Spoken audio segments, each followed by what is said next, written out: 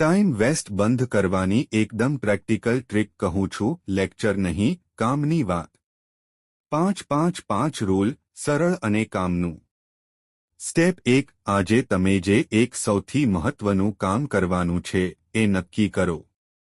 Mobile ખોલવો નહીં, સીધું વિચારવું. સ્ટેપ 2. માત્ર 5 મિનિટ માટે ટાઈમર મૂકો અને એ કામ શરૂ કરો. મન કહેશે, છોડને યાર.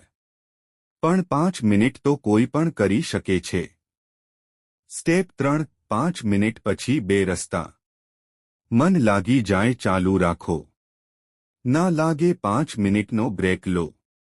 આને દિવસમાં 5 વખત કરો. કેમ આ ટ્રીક કામ કરે છે? ટાઈમ વેસ્ટ થતું છે કારણ કે શરૂઆત નથી થતી.